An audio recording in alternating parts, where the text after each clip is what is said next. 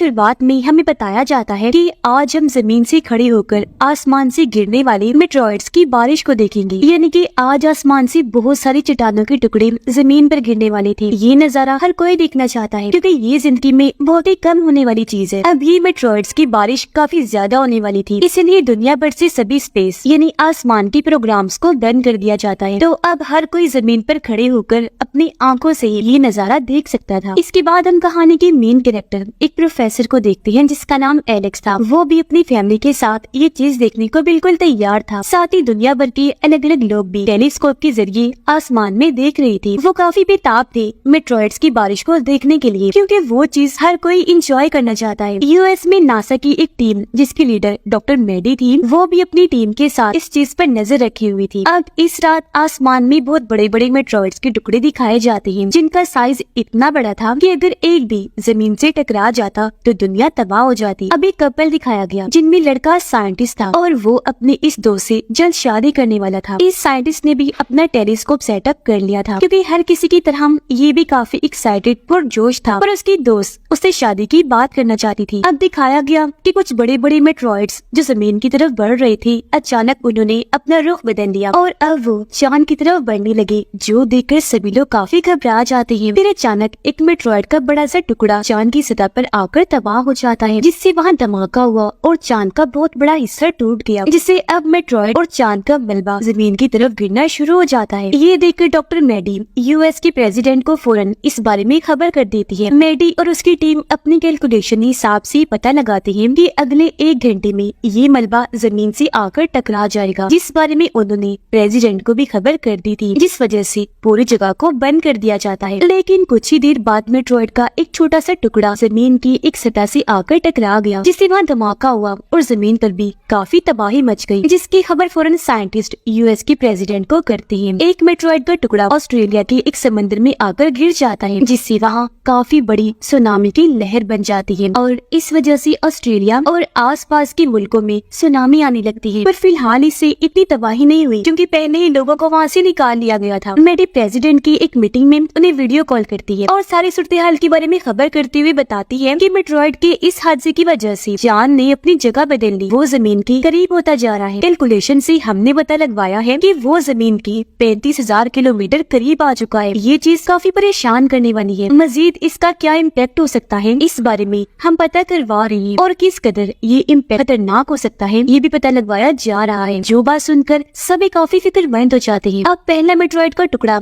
Europe में गिरा था। यह टूरिस्ट की टीम यानी जो लोग सैर करने आए थे, वो जब जंगल में घूम रहे थे तो उनकी चीजें जैसे कि मशीन्स, डिवाइसेस, कंपास वगैरह वो अजीब तरह से काम करने लगती है। कंपास यानी रास्ता बताने वाली डिवाइस, उसकी सुई अजीब तरह से हिलने लगी और अब देखते ही देखते ये लोग उस जगह पर आ जाते हैं जहाँ मेट्रॉइड गिरा था, जिसकी वजह से वहाँ पर काफी बड़ा गड्ढा बन गया था और इसी की वजह से इनकी सारी डिवाइसेस, मशीन्स वगैरह अजीब तरह से काम कर रही थी। मेडी का एक टीम मेंबर उसे एक नई रिपोर्ट लाकर देता है, जिसे देखकर पता चला कि इस सब की वजह से दुनिया भर में सैलाब, अर्थक्वेक, ज़लज़ले और सुनामी आ रही है। ये देखकर मेडी को लगता है कि ऐसा इस वजह से नहीं हो रहा कि चांद ने अपनी जगह बदली, बल्कि इसके पीछे वजह कुछ और ही है, कोई दूसरा इम्पैक्ट हुआ है। अब क्योंकि खुद मेडी से ये मसला हल नहीं हो रहा था तो कॉल करके वो एलेक्स को बुलाती है ताकि वो आकर मेडी की मदद कर दे, पर उसने मना कर दिया, ये कहकर कि जब से मेरी वाइफ की मौत हुई है मैं अपने बच्चों को अकेला नहीं छोड़ता। उनकी बात चल ही रही थी कि तभी अचानक उनकी कॉल कट हो जाती है। फिर पूरे शहर की अलग अलग जगह पर होने वाली अजीब चीजें दिखाई गयी, जैसे कि प्लेग्राउंड, गैस स्टेशन और कई सारी जगहों पर अचानक इलेक्ट्रिक बिजली और करंट हर जगह फैलने लगता है क्योंकि बिजली डिस्चार्ज हो रही थी, जिस वजह से अक्सर जगहों पर आग भी लग जाती है। पर साइंटिस्ट को जरा भी समझ नहीं आती कि आखिर ऐसा क्यों हो रहा है। अब हम उस साइंटिस्ट जिसकी शादी होने वाली थी उसे देखते हैं, जिसका नाम रोलैंड था। वो खुद भी इस सारे सूरत हाल की छानबीन कर रहा था और क्योंकि वो यूरोप में रहता था इसलिए यहाँ की हर एक रिपोर्ट मेडी को साथ साथ दे रहा था, जिस वजह से रोलैंड की दोस्त थोड़ी परेशान रहने लगी थी क्योंकि दोनों की शादी होने वाली थी। पर रोलैंड उसे वक्त नहीं दे रहा था, हर वक्त काम में मसरूफ था। लेकिन फिर वो अपनी दोस्त को मनाकर जल्द शादी करने का वादा करता है। अगली सुबह रोलैंड उस जगह पर आता है जहाँ मेट्रॉइड गिरा था, यानी जहाँ पर गड्ढा बना हुआ था। वो देखता है कि यहाँ पर गिरने वाला मेट्रॉइड का टुकड़ा बहुत ही छोटा है और उसमें कोई भी मैग्नेटिक पावर यानी मकनातीसी ताकत नहीं है। तो उसे ये समझ नहीं आ रही थी तो फिर भला कंपास और बाकी डिवाइसेस अजीब तरह से काम क्यों करने लगी है। कंपास बार बार उस तरफ ही इशारा कर रहा था। वो सोच में पड़ा था, जबकि दूसरी तरफ एलेक्स और मैडी भी इस बारे में आपस में बात कर रही थी। उनके साथ कॉल पर रोलैंड भी बात करने लगा। उनसे कहता है कि जो मेट्रॉइड का टुकड़ा मुझे मिला है वो आसमान में बनी एक चीज से बहुत मिलता जुलता है, जो है सब स्टार, यानी कि 2 सितारों का आपस में मिलना। ये सुनकर एलेक्स और मैडी को अब समझ आने लगती है कि जो मेट्रॉइड्स की बारिश हुई थी वो आसमान में दरअसल 2 सितारों के एक दूसरे से टकराने से हुई थी, जिसके बाद ही मेट्रॉइड्स का बहुत बड़ा झुंड जमीन की तरफ आने लगा था, जिनमें से एक तो आकर टकरा गया जमीन से, जबकि एक टकराया चांद से। लेकिन जो मेट्रॉइड चांद पर जाकर तबाह हुआ था उसकी वजह से वहाँ काफी बड़ा गड्ढा बन गया और अब चांद एक बहुत बड़े मैग्नेटिक मकनातीस की तरह काम कर रहा है। यही वजह है कि जमीन और चांद अपने उन मेट्रॉइड्स की वजह से एक दूसरे की तरफ बढ़ रहे हैं, जो दोनों इन्हीं जमीन और चांद पर गिरे थे, क्योंकि वो मेट्रॉइड से एक दूसरे को अपनी तरफ खींचने का काम कर रहे हैं, जिसका मतलब साफ था कि जमीन और चांद भी एक दूसरे से टकरा सकते हैं। अब ये सारी जानकारी मैडी प्रेसिडेंट को देती है, जिस पर वो सलाह देती है कि तुम अपनी एक टीम बनाओ ताकि इस चीज पर काम कर सको, जिस वजह से अब मैडी एलेक्स को बुला लेती है ताकि उसे भी अपनी टीम में शामिल कर सके, और इस बार एलेक्स को आना ही पड़ता है। ये पूरी टीम जब बन गई तो टीम के लिए खास किस्म की लैब भी बनाई जाती है, जिनका ताल्लुक अलग अलग मुल्कों की साइंटिस्ट और स्पेस स्टेशन को चलाने वाले लोगों से था। चांद जमीन के इतना करीब आ गया था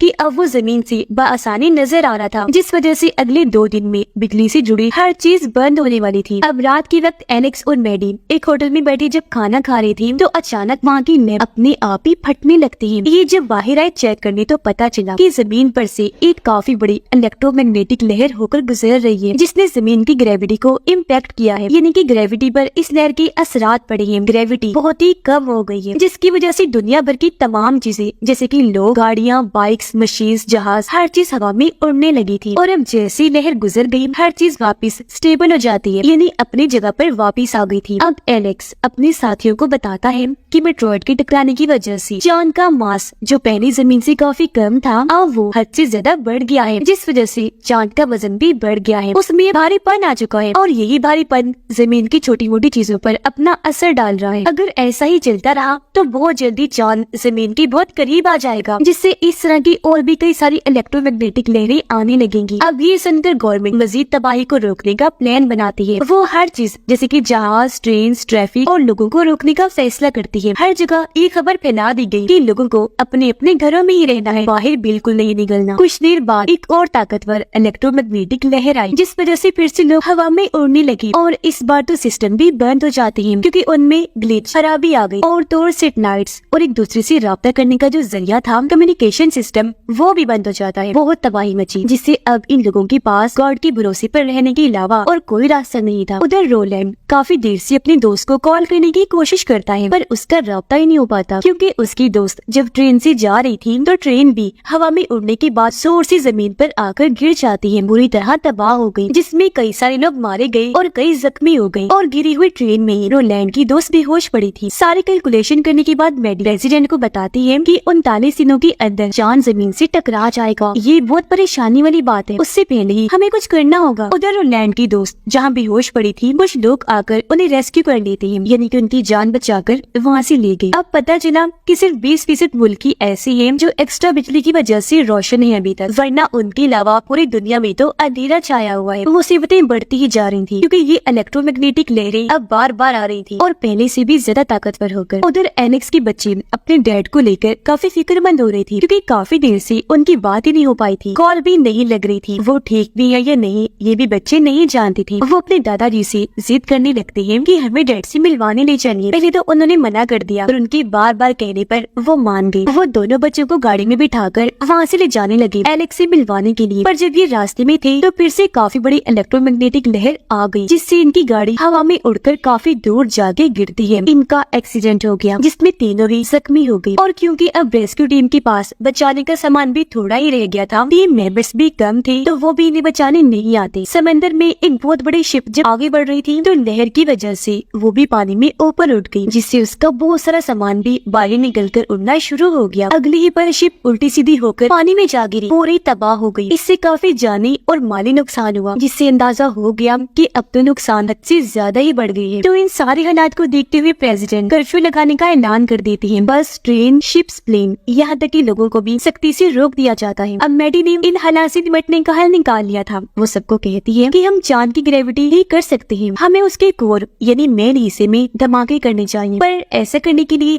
हमें बहुत ही पावरफुल ताकतवर रॉकेट्स चाहिए होंगे। इन धमाकों की वजह से वो मेट्रॉइड जो चांद पर है और जो जमीन पर है, जो अभी तो एक दूसरे को अपनी अपनी तरफ खींच रहे हैं, वो फिर एक दूसरे को खुद से दूर करने लगेंगे। ये धमाके फिर चांद को सूरज की तरफ धकेल देंगे। फिर सूरज की ग्रेविटी की वजह से चांद अपनी ऑर्बिट यानी अपनी सही पोजीशन जगह पर आ जाएगा जहाँ उसे होना चाहिए। लेकिन ये सब करने के लिए सिर्फ यूएस की टेक्नोलॉजी ही काफी नहीं होगी, इसके लिए दुनिया भर के तमाम मुल्कों को एकजुट होना पड़ेगा। लेकिन तभी आर्मी एक अलग ही तरह का प्लान बताती है कि चांद को हम आम रॉकेट के धमाके से भी उड़ा सकते हैं, जिससे सिर्फ थोड़ा बहुत उसका टूटा हुआ मलबा ही जमीन पर गिरेगा, ज्यादा नुकसान नहीं होगा और फिर चांद खुद ही सूरज की तरफ चला जाएगा। पर ये फैसला सुनकर मैडी खुश नहीं थी, क्योंकि उसे लग रहा था कि इसमें नुकसान ज्यादा होंगे। अब यहाँ प्रेसिडेंट दोनों ही प्लान्स के बारे में सोचने का टाइम मांगते हैं, दुनिया भर के अलग अलग प्रेसिडेंट से भी बातचीत करते हैं। जबकि एलेक्स को पता चला कि मेरे बच्चे और डैड घर पर नहीं है, जिस वजह से उसे काफी टेंशन हुई। अब दुनिया भर में लोगों को पता चल गया था कि हमारे पास बस कुछ ही दिन का टाइम बचा है, जिस वजह से जगह जगह लड़ाइयाँ वो दंगे करने लगे, एहतजाज किए जाते हैं, क्योंकि उन्हें इस बात का गुस्सा था कि गवर्नमेंट ने इस मसले को ठीक से हल ही नहीं किया और सबसे ये बात छुपा के रखी हुई है। बिगड़ती हुई सूरत हाल को देखकर दुनिया भर के तमाम प्रेसिडेंट आर्मी वाले प्लान को लेने का फैसला करते हैं। इन्होंने पूरा मिशन तैयार कर लिया था, जिस वजह से लोगों में उम्मीद की किरण पैदा हुई। वो दुआएं करने लगते हैं कि किसी तरह ये मिशन कामयाब हो जाए। अब इस प्लान पर ही लोग काम करना शुरू कर देते हैं और आखिर वो दिन आ ही गया जब इन्होंने रॉकेट को लॉन्च करना था, यानी मिशन के लिए चांद पर भेजना था। जैसे रॉकेट छोड़ा गया, सब लोग यहाँ तक कि एलेक्स के बच्चे और डैड भी देख रहे थे, जो किसी तरह बच गए थे। रॉकेट लॉन्च होते ही वो सीधा चांद की उस जगह पर जाकर फट गया जहाँ पर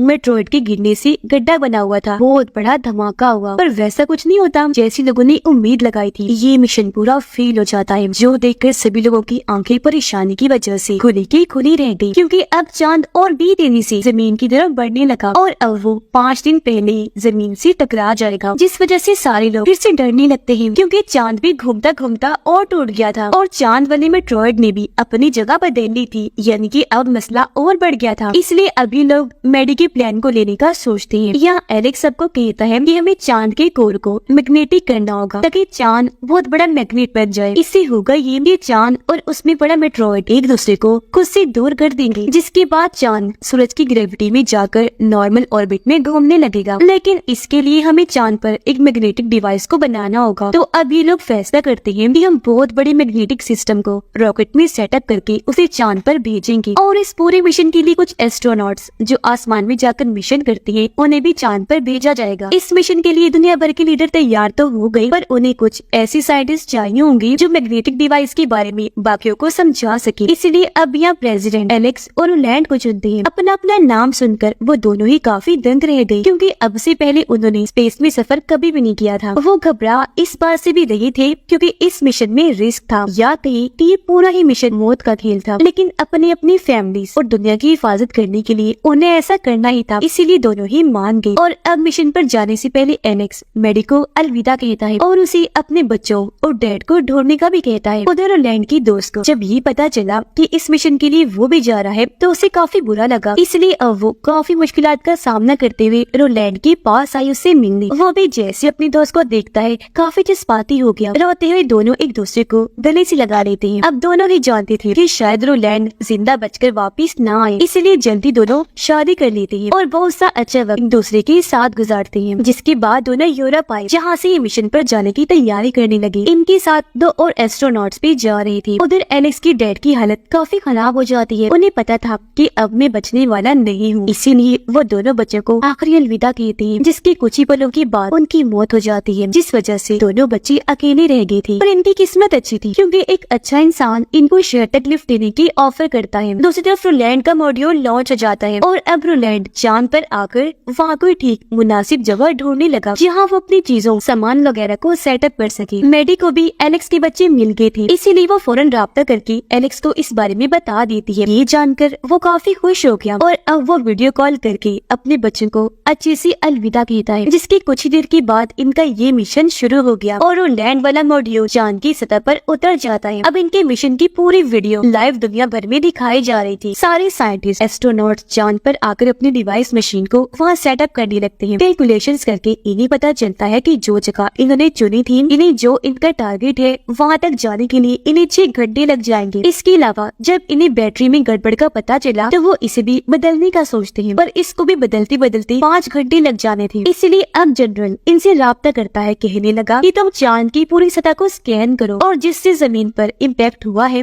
वहाँ के कोऑर्डिनेट यानी वहाँ की सूरत-ए-हाल के बारे में हमें बताओ ताकि हम यहाँ से कोई मदद भेज सके। अब चांद की पूरी जमीन को स्कैन करने के लिए ये लोग रोलैंड और एक एस्ट्रोनॉट लड़की को स्पेसशिप के जरिए वहाँ से भेज देते हैं ताकि ये कोऑर्डिनेट्स जमीन वालों को भेज सके। लेकिन ये मिशन हर गुजरते पल के साथ मुश्किल से मुश्किल होता जा रहा था। ऐसा लग रहा था कि जमीन का खात्मा भी हो सकता है। इसलिए दुनिया भर के लोग मिशन की कामयाबी के लिए दुआएं कर रहे थे, पर कहीं कहीं कुछ लोग ऐसे थे जो जरा भी डरे हुए नहीं थे, क्योंकि शायद उन्होंने ये कबूल कर लिया था कि आज हमारा आखिरी दिन है। इसलिए ये लोग अपनी जिंदगी के आखिरी पलों को एंजॉय कर रहे थे। अब बैटरी इसी तरह बदल तो गई थी, पर वहाँ के हालात खराब होने लगे, क्योंकि तभी उनका छोटा स्पेसशिप गड़बड़ी की वजह से जोरों से हिलने लगा। जमीन पर साइंटिस्ट जहाँ उनके कोऑर्डिनेट्स आने का इंतजार कर रहे थे, तो तभी उनका राब्ता आपस में टूट जाता है। पर बाद में पता चला कि रोलैंड और एस्ट्रोनॉट्स वाला स्पेसशिप पत्थर से टकराने की वजह से तबाह हो गया। एस्ट्रोनॉट स्पेस में गिरने लगी और उसका हाथ रोलैंड ने पकड़ लिया। हालांकि बचाने की बहुत कोशिश की, पर वो स्पेसशिप में गिरने की वजह से मारी गई। रोलैंड जब एलेक्स से राब्ता करता है तो उससे पता चला कि इनके डिवाइस मशीन में कोई गड़बड़ी है, जिस वजह से कोऑर्डिनेट्स को जमीन पर ही नहीं भेज सकते। मगर अब इनके पास सिर्फ 10 मिनट का टाइम बचा था, इसलिए रोलैंड फिर भी हिम्मत करता है। वो जैसी तैसी डिवाइस को स्टार्ट करता है और चांद का सारा डेटा जमीन पर साइंटिस्ट को भेजने का प्रोसेस शुरू कर देता है, जिससे जमीन का एक रॉकेट वहाँ से लॉन्च हो जाता है। अब इनका आधा काम तो पूरा हो गया था और बचने का इनके पास टाइम भी था, इसलिए दूसरा एस्ट्रोनॉट रोलैंड को लिए बगैर ही एलेक्स को वहाँ से निकलने का कहता है। पर एलेक्स ने मना कर दिया कि मैं रोलैंड को लिए बगैर नहीं जाऊंगा। वो खुद भी रोलैंड से राब्ता करता है और उसे जल्द से जल्द वापस आने का कहता है, पर क्योंकि रोलैंड का स्पेसशिप आधा टूट गया था तो इस वजह से उसका वापस जाना बहुत मुश्किल था। इसलिए वो उन लोगों से राब्ता करके उन्हें यहाँ से जाने का कहता है। उसे ये लोग छोड़कर जाना तो नहीं चाह रहे थे, पर ना चाहते हुए भी ये अपने मॉड्यूल को लॉन्च कर देते हैं और यहाँ से निकल पड़े। इस वजह से एलेक्स काफी दुखी था। अब यही टाइम के हिसाब से चांद पर बहुत बड़ा धमाका हो जाता है, जिससे चांद के 2 टुकड़े हो जाते हैं और जैसा उन्होंने सोचा था वैसा ही हुआ। धमाके से मेट्रॉइड और चांद सच में एक दूसरे से दूर दूर हो जाते हैं और आखिरकार चांद अपनी असली पोजीशन ऑर्बिट में आ जाता है। पर जमीन पर सारे लोग इस बात से परेशान थे कि आने वाले लोग जिंदा बचेंगे या नहीं। वो टेंशन में आ गई, लेकिन जल्द इन्हें पता चला कि धमाके में एलेक्स और आखिरी एस्ट्रोनॉट जिंदा बच गए हैं। सारे लोग बाकियों की मौत से दुखी तो थे, पर एलेक्स और उसके जिंदा बचने से वो काफी खुश भी थी। अब रोलैंड की वाइफ उसकी मौत पर काफी दुखी थी, पर वो देखती है कि उसने मेरे लिए एक आखिरी मैसेज छोड़ा है। उसने दिल का निशान बनाकर अंदर लिखा था कि मैं तुमसे बहुत प्यार करता हूँ, जो देखकर वो काफी दुखी हो गई, जज्बाती होते हुए रोने लगती है। कुछ दिन के बाद एलेक्स और वो एस्ट्रोनॉट जमीन पर लैंड होते हैं, जहाँ सब लोग उन्हें वापस देखकर और उनकी बहादुरी पर बहुत खुश होते हैं। यहाँ प्रेसिडेंट खुद उनका वेलकम करता है। यहाँ एलेक्स अपने बच्चों और मैडी से भी मिलकर काफी खुश हो जाता है। एलेक्स और मैडी जब आसमान की तरफ देखते हैं तो वहाँ टूटे हुए चांद के 2 टुकड़े थे, जो इस बात की तरफ इशारा कर रहे थे कि अब इंसानों को जिंदगी का नया मौका मिला है। मुस्कुराते हुए वो आगे बढ़ गई और इसी के साथ ये फिल्म इधर ही खत्म हो जाती है।